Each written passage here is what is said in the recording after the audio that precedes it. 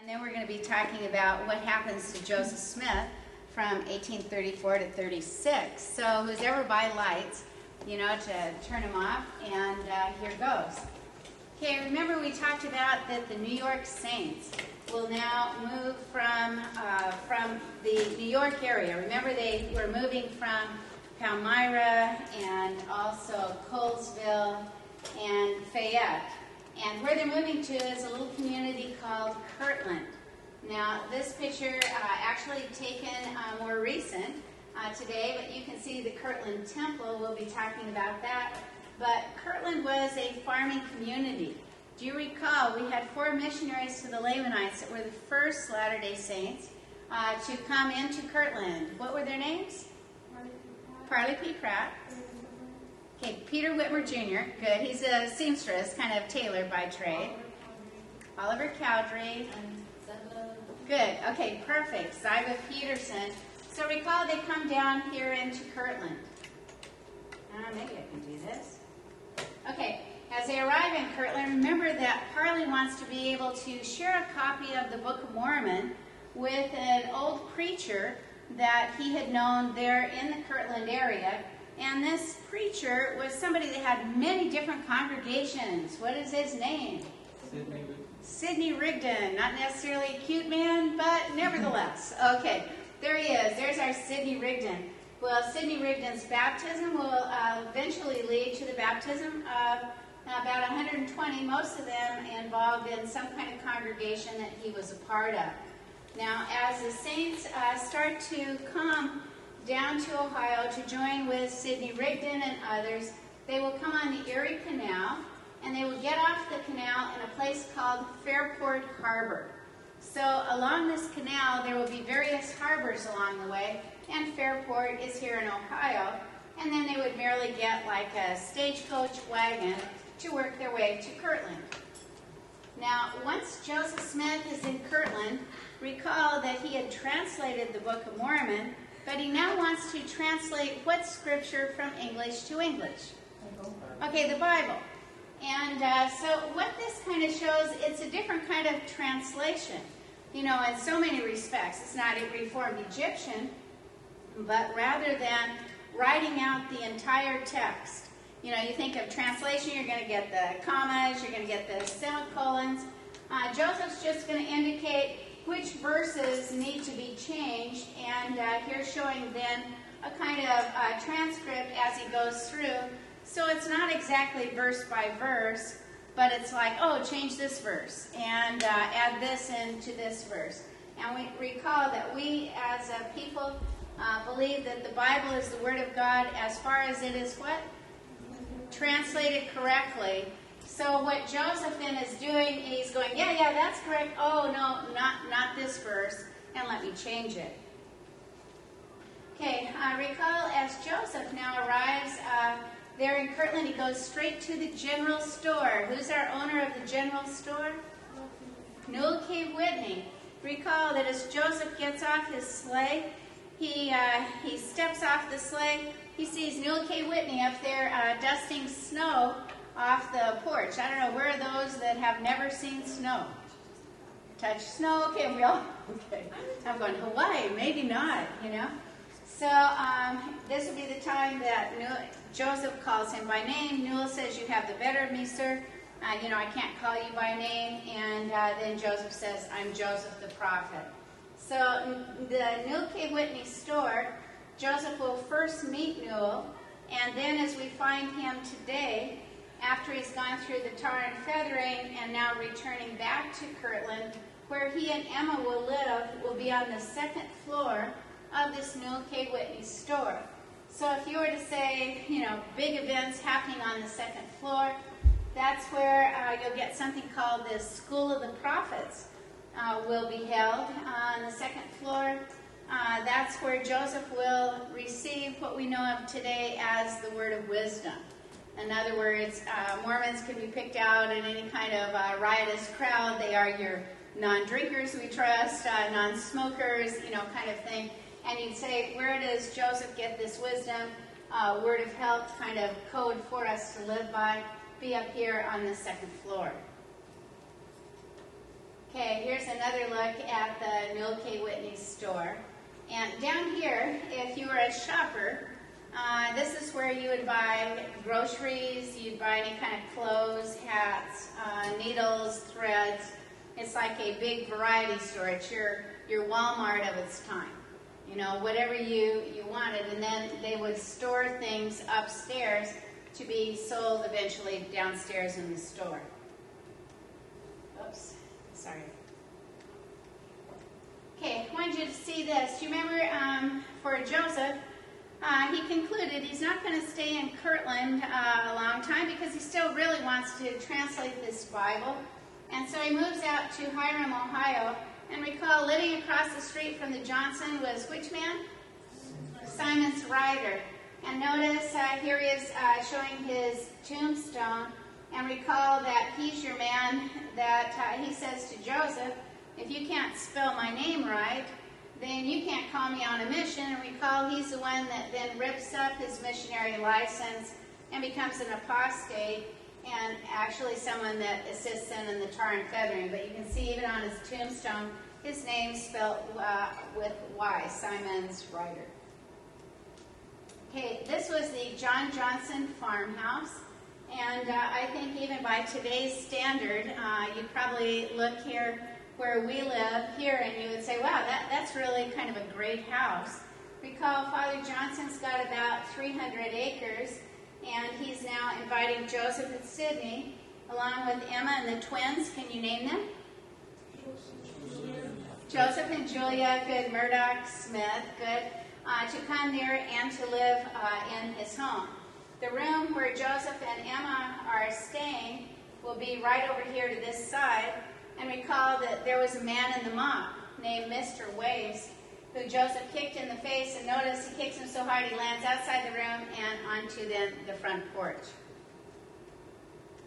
Here's showing the bedroom area where Joseph and Emma were staying, and they were then staying. You have one, it's like a twin bed today, and they called it a trundle bed, and you'd say there's a bed then on the floor. And so for Joseph, he's then on this bed on the floor when the mob breaks into the home. Okay, this is showing that at that Johnson farmhouse, while Joseph is living there, from September to March, he receives many revelations. In other words, we can identify 16. He'd also received revelations in Kirtland, revelations in New York, and the conclusion was made at the farmhouse that they would put those revelations together in a book called the what? Book of Commandments. Today, the Book of Commandments is called the what? Doctrine and Covenants, and has many more revelations that Joseph will receive in Missouri, Illinois, and then also revelations of other prophets. Okay, this is an artist's depiction of the night that Joseph was tarred and feathered. And I don't know, it looks pretty gloomy, you know. Well, okay. So all you artists would go, yeah, I like it. No, I don't. Okay.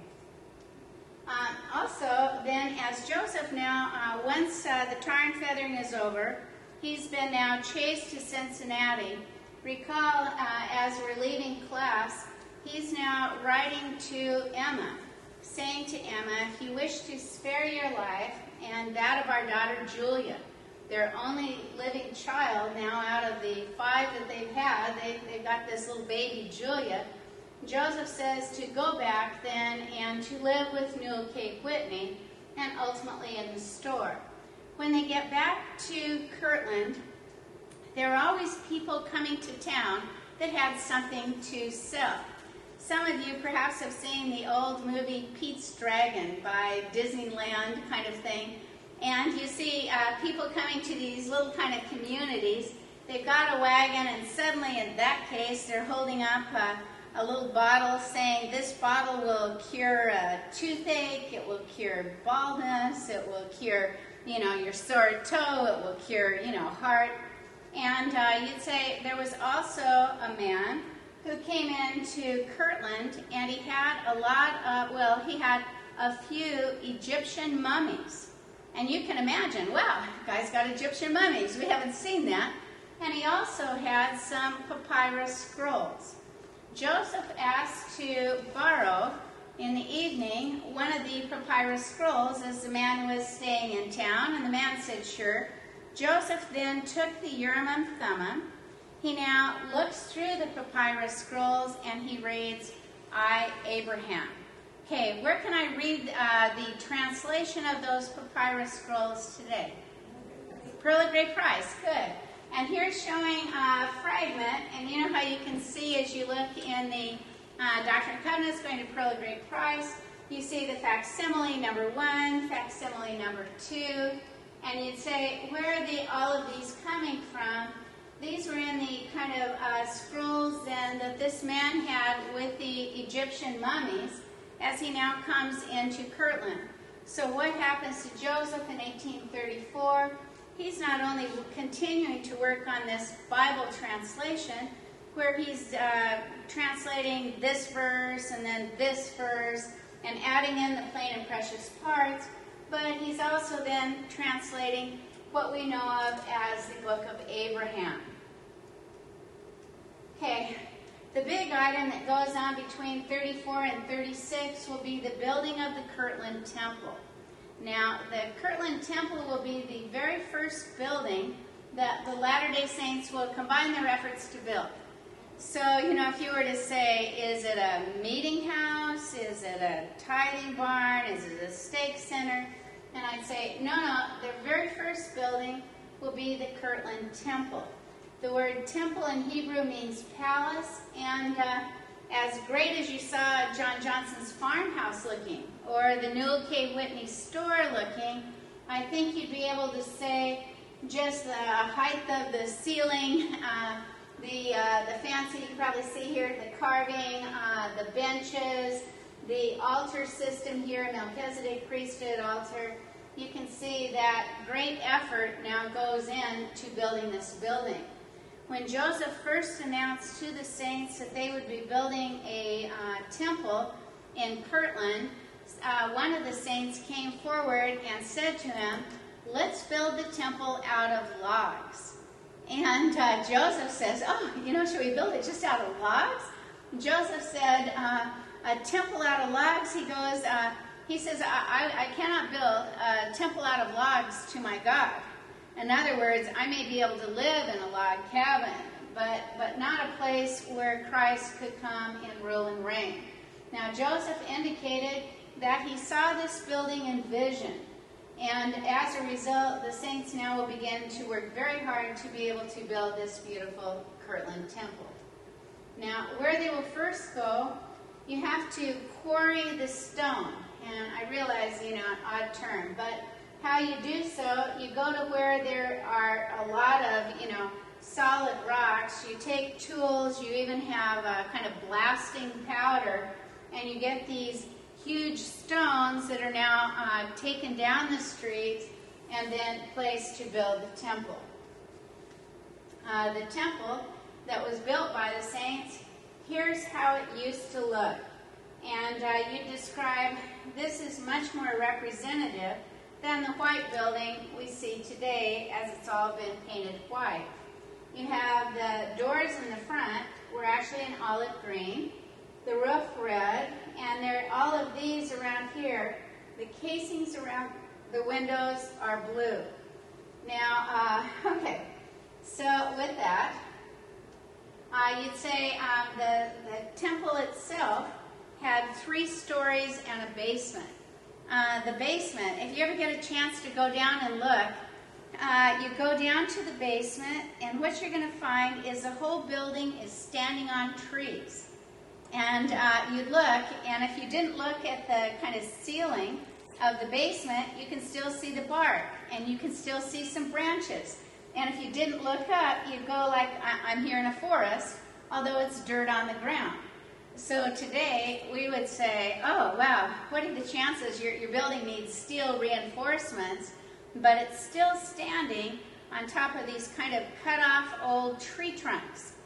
And so you'd say there's a first floor called an assembly hall where they would worship, they would pass the sacrament, They had like curtains. They could divide it into individual classrooms, and it was the very same for the second floor.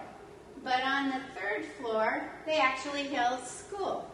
So I would say if we lived back then, maybe I could be your teacher at the school on the third floor in the temple, as opposed to here in our building. So you had various schoolrooms, classrooms, and then the far room over here is called the quorum room, where various priesthood quorums would meet. And it will be in that room that Joseph receives a revelation in which he says, I see my brother Alvin. Where can I find this one in the Doctrine and Covenants? Section 137. Good. Okay, perfect. Okay, you're going to say, well, okay, so the Kirtland Temple was absolutely glorious, and I'll have an occasion to talk about it more in class when suddenly you go, so I can see your face now? Okay. But you'd say, what kind of destroys the glory of Kirtland? And the answer is, oh, it always has to do with money. Right next to the Kirtland Temple, actually on Temple Square, they built a much smaller building that was actually a church building project. And what they did was they started a bank. Back then in the United States, money looked different from bank to bank and from state to state. Kind of today you might describe it like looking like monopoly money. I make my money look one way, you open a bank and you make your money look another way. And so every bank had its own money. And here's the kind of money that was being printed on Temple Square called the Kirtland Safety Society Bank. And this is a note then for $3. You can see here the signature of Joseph Smith and also the signature of Sidney Rigdon. Okay, all right. One of my friends, great artist named Liz Lemon Swindle, did a series of paintings on the life of Joseph and Emma. And this painting is to show when Joseph and Emma first adopt the children of, who was the man? Murdoch. John Murdoch. Good. And you got Joseph and Julia. Here are just some different artists' renditions of how did Joseph look. For Joseph Smith, there have been several people that say, I have a photograph of Joseph. And then you look and it's a colored photograph and he's got blue eyes and, you know, kind of blonde brown hair. And why would you say, that can't be right? Okay, no color back then, you know, and you're like, what? So artists, I would say Joseph gets more handsome every year. And I've never seen an artist do, so he's been tarred and feathered. And I've never quite seen an artist when he got older and was living in Kirtland, he was called portly. What does that mean? Okay, he's a little bit overweight. And, you know, you don't quite see that either. But let me kind of take you through some. Here's an artist showing Joseph Smith the day the church was organized. What's that date?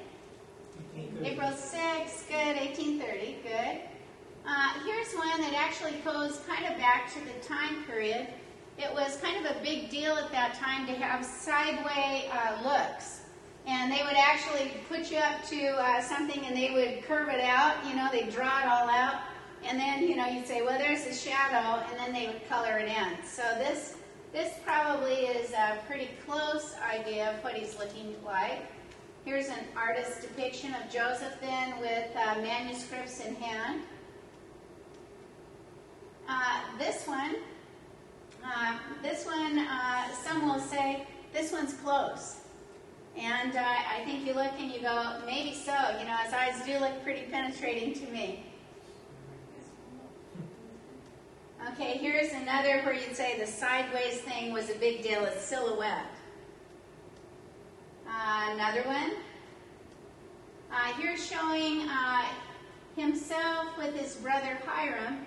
Actually, Joseph and Hiram were the very same height. They were both 6 feet tall, but showing kind of, definitely, you put them together as brothers. Okay, here's showing the room where Joseph, it's in the Newell K. Whitney store, and it's the very room in which Joseph receives the word of wisdom. And here then shows Kirtland Temple, how it looks today.